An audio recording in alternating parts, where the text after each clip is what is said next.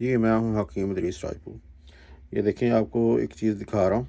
ये लोग जिनके मुँह से बू आती है, चाहे वो मुँह से आती हो या स्टमक से, मैदे से आती हो, तो ये उसके लिए बहुत ज़बरदस्त किस्म की चीज़ है। लोग रेगुलर एक च्युइंग गम यूज़ करते हैं फ्लेवर के लिए, कुछ और चीज़ें। तो लेकिन ये देखें, ये 2 चीज़ें आपको मैं दिखा रहा हूँ। एक ये जो है, ये इसको कहते हैं मस्तगी रूमी, मैस्टिक गम, ठीक है। ये ओरिजिनल है, असल है, बहुत ज़बरदस्त किस्म की चीज़ है ये, ठीक है।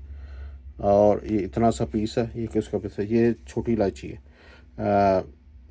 ये ग्रीन जिसको इलायची कहते हैं। तो ये दोनों चीज़ें जो हैं, आप एक पीस ये और एक इलायची ये मुंह में रख के चबाएं आहिस्ता आहिस्ता, जैसे च्युइंगम चबाते हैं।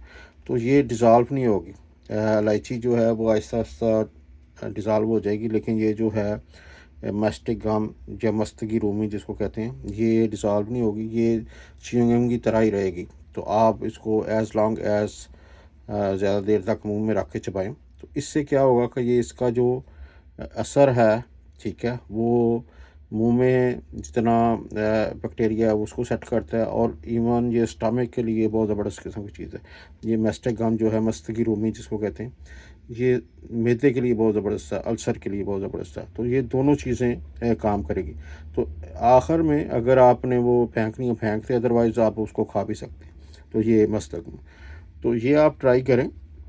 तो ये सारा 2-3 चीज़ें आपको, जैसे मैंने शुरू में बताया, कि मुंह भी साफ़ करता है, मैदा भी ठीक रखता है, और आपकी जो रेगुलर च्युइंगम है वो भी, उससे भी आप बच सकती हैं। तो मैं हूँ हकीम इदरीस राजपूत, 6478399683। ये कनाडा का मेरा नंबर है। आप सिर्फ ये करना है कि आप ये मस्तगी जो रूमी है, मैस्टिक गम है, ये आपने असल लेनी है, ठीक है।